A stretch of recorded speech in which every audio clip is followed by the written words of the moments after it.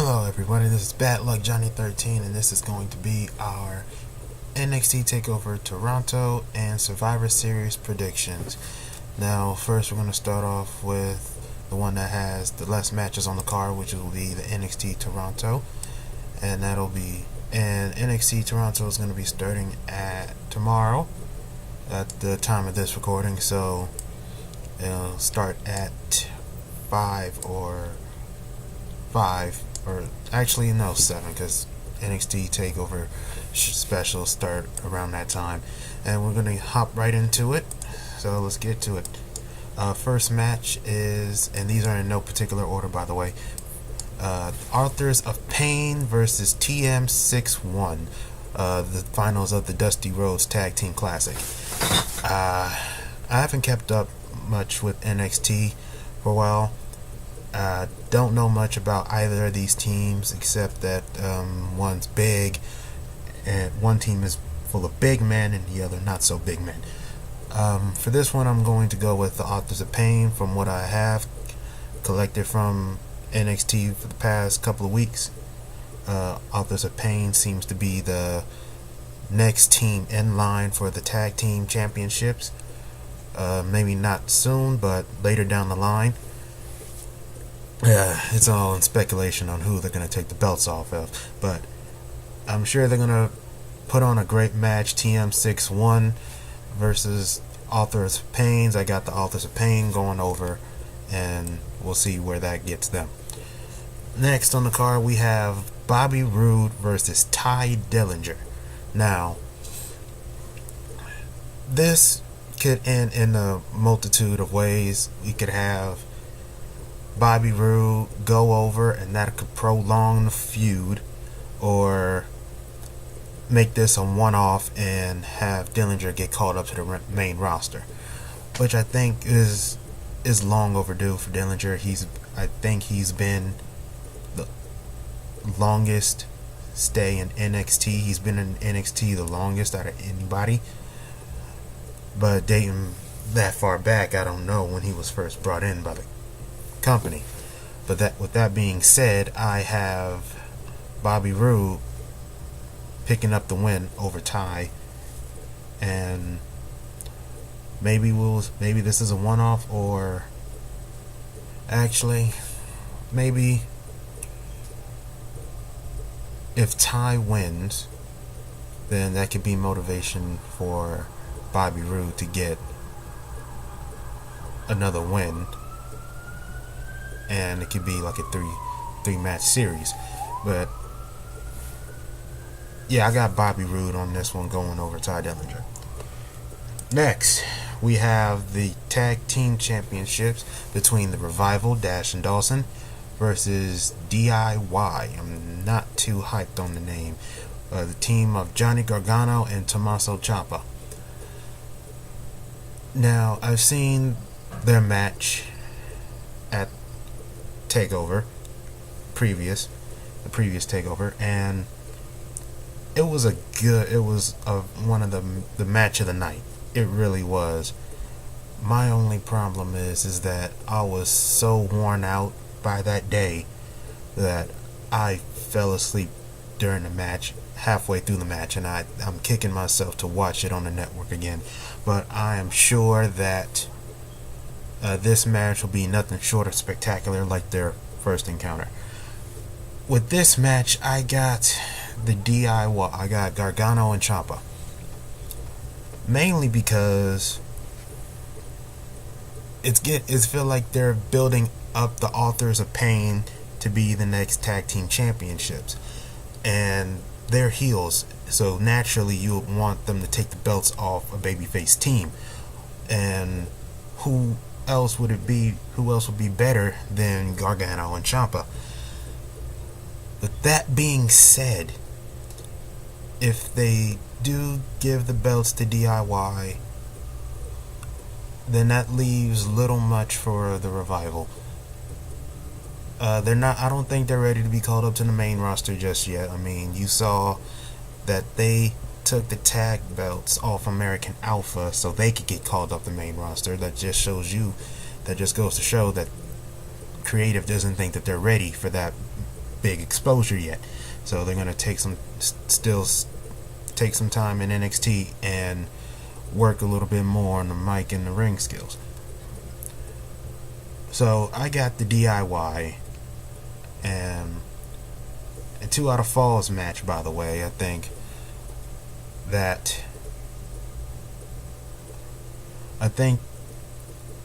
the Revival is going to get the first fall, and then DIY is going to catch up and get the second one, and then it's that it'll come down to a third fall finish. Whoever gets the third fall will win the tag team championship. So I got DIY, and we'll see what happens with that. Okay. Next is the women's championship. We have Asuka versus a returning Mickie James.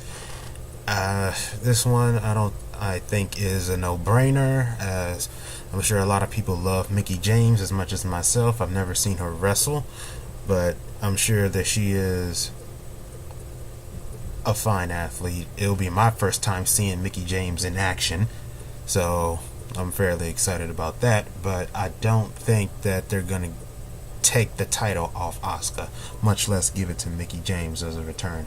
I feel like for Mickie James, this is just a return match, to see where she stands as far as in-ring performance, and maybe this will lead her to be on the main roster, either Raw or SmackDown. But I got Asuka. I got Asuka retaining. This is a bit of a no-brainer. And the main event, Shinsuke Nakamura versus Samoa Joe for the NXT Championship. One thing that is pretty predictable about NXT, nothing that I don't necessarily like, but after watching Takeover specials after Takeover special, you kind of get this trend that whoever they're gonna have the former champion invoke his rematch clause, lose, and then shortly after they're gonna get called up to the main roster. It happened with Finn, and I think the same thing is gonna very well happen to Samoa Joe. And you want to solidify Shinsuke Nakamura as this basically a replacement for Finn Balor. And you're going to get some good matches out of Shinsuke. You're going to get some good matches out of whoever he faces. Shinsuke versus Sammy, that's just a taste of what's to come. So ultimately, Shinsuke is going to retain. Joe's going to fight like hell. There's going to be some stiff shots in that match, I'll tell you what. But ultimately, Shinsuke retains, and that is it for the NXT pay-per-view. And now we're going to move over to Sunday's Survivor Series. Fantasy Warfare comes real, as they like to say. Now, this is the most excited that I've ever been about the Survivor Series. The only one that I've previous to this is 2014, with the whole Cena and Authority angle working, and I must say that this trumps my excitement for this Sunday trumps 2 years ago. Okay, so we're gonna start off with the cruiserweight match. The Brian Kendrick defends his championship against Kalisto. Brian on Raw and Kalisto on SmackDown. If Kalisto wins, not only does he get the championship, then the entire cruiserweight division moves to SmackDown. This one is I feel like it's a bit iffy. It depends on the next title match later in the night. You see, if Kalisto wins, and you would think Kalisto would bring the cruiserweights to SmackDown because they have a 205 Live thing on SmackDown. I mean, sure, that seems pretty much written in stone. So I'm gonna go with Kalisto wins. But then again, you don't. It seems they've been building Brian Kendrick to be the man. And although I didn't think that they were gonna take it off TJ at Hell in a Cell, the way that they did, they gave Brian the belt, and I just feel like if Brian were to end his reign right now, it wouldn't be an impactful reign at all. But ultimately, I'll take Kalisto. Kalisto's winning become cruiserweight champion, brings the cruiserweights to SmackDown, and we'll see. And good on him. Next is the Intercontinental Championship match between Miz and Sami Zayn. The same thing works with the Cruiserweight Championship. If Sami wins, then the IC title moves to Raw. Now, I think now this one is a bit of a tough one for me, because if there's this whole thing that on SmackDown that there really is no mid-card title. There's no mid-card title on SmackDown, and the Intercontinental Championship is essentially the second biggest title on SmackDown. And now, if you were to take that title and move it to Raw, where you have the World Championship, the U.S. title, I feel like you're gonna be diminishing the legacy or the impact of one of those titles. Now lately, now that Roman has the U.S. title, it seems to be on the upper mid card. It's not exactly that main event level, but you put it on a guy like Roman, and suddenly it's elevated to there, as like when Cena held it. Cena won it off Rusev at WrestleMania a couple years ago.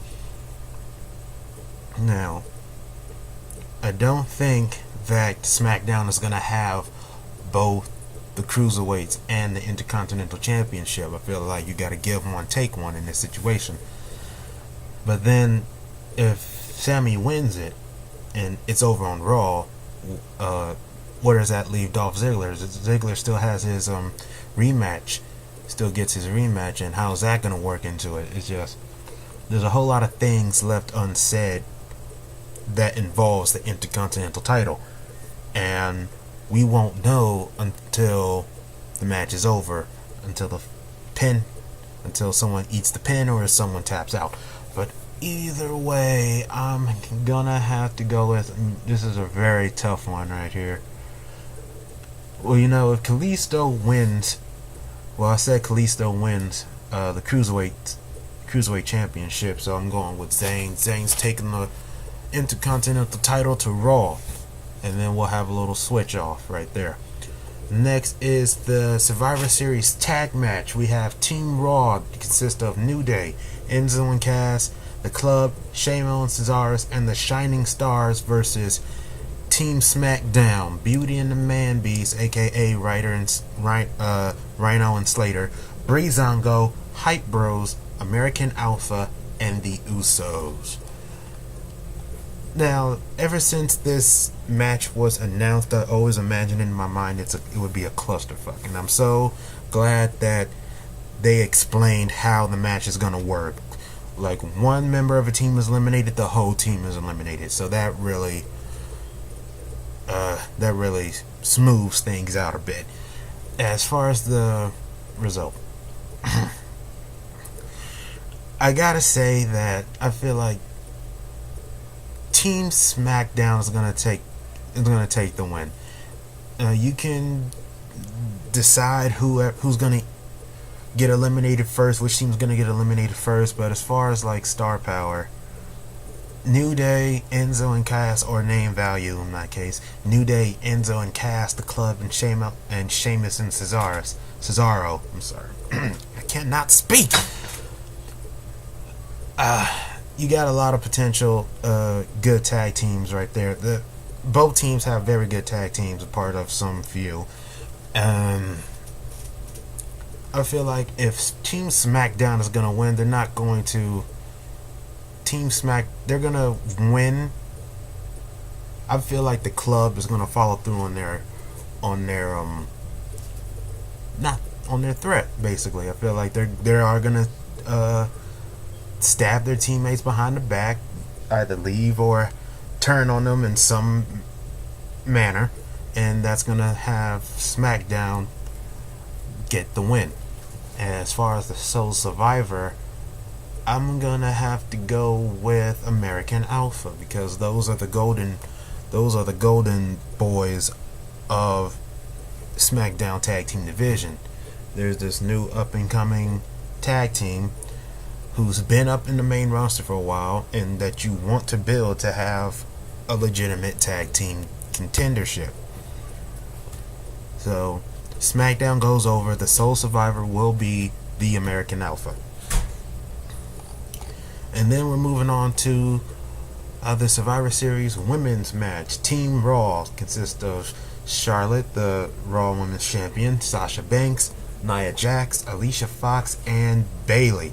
And versus Team SmackDown, we have Becky Lynch, Alexa Bliss, Naomi, Nikki Bella, and Carmella, with Natalya at ringside acting as their coach.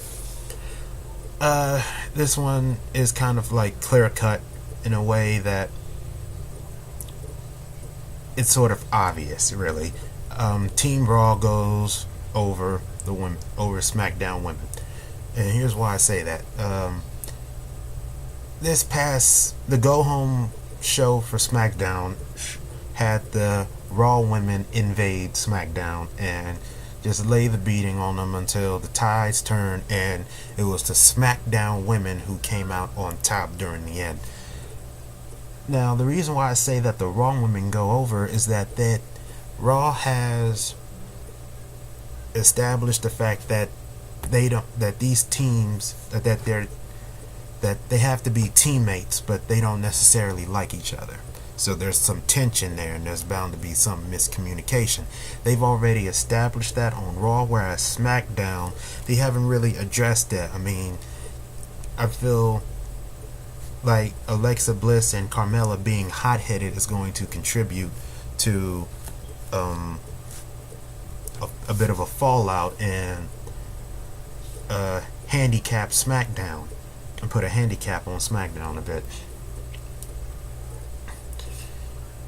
And there's been like no Team SmackDown like sort of build up, except for Natalya and her trying to be the coach and everything with her whistle and stuff. But as far as that goes, there really hasn't been any sign of SmackDown women putting their differences aside and coming together for supremacy, to fight for brand supremacy. And when you have Raw and Charlotte and Sasha coming at their necks, wanting to push that aside to make sure that Raw comes out on top, and they're not, and it seems like they're gonna turn Charlotte's pay-per-view winning streak into a thing now.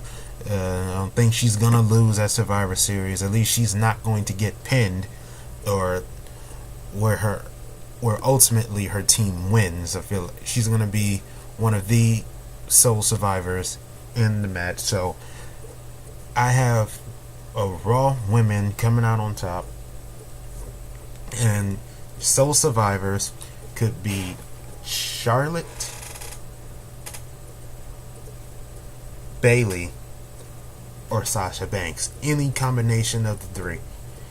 Maybe Charlotte and Bayley seems to be the way that they're going about this, because the whole reason that they took the belt off Sasha at Hell in a Cell is because Vince wanted to have the Bayley Charlotte feud sooner rather than later. So Survivor Series women's match, Raw goes over, and so sole survivors are Charlotte and Bayley. And next we have Team Raw. Consists of the Universal Champion Kevin Owens, United States Champion Roman Reigns, Chris Jericho, Kevin Owens' best friend, Seth Rollins, and Braun Strowman. And we have Team SmackDown, AJ Styles, WWE World Champion, Dean Ambrose, Bray Wyatt, Randy Orton, and Shane McMahon with the mascot James Ellsworth. Now, tallying up on the past two Survivor Series match, each team has won one, so this is going to be the tiebreaker. So a lot of things are going to ride. A lot of things are riding on this one match right here. You got a lot of elements that's going on between both teams. Roman and Seth seems to be working together to maintain the peace so Team Raw can win. You got Bray Wyatt and Randy Orton, which we all know that it's rumored that Randy Orton is taking some time off after Survivor Series because his wife is going into labor. So he's going to miss that week's SmackDown. It may end with the Randy Orton turn, and he can turn back face again. James Ellsworth could get involved because he probably will be. Let's say he'll cost AJ Styles to get pinned, and he gets eliminated, and he's furious. That can move on. That can carry further weight on into the feud with AJ Styles and Dean Ambrose, because since Dean Ambrose is kind of acting like the big brother. Sorry, excuse me, I'll take a sip of water. The big brother to James Ellsworth's little brother. And then you also have the fact that Bray and Braun have shared a little bit of a screen time this past week on the Go Home Show to Raw. We may see an encounter between the Eater of Worlds and the Black Sheep. I also think, you know what? This may also be a good time for them to 86 the Jericho friendship. I feel like there's going to cause some tension between Kevin Owens and Chris Jericho, where Jericho gets upset and he walks off and leaves his team hanging,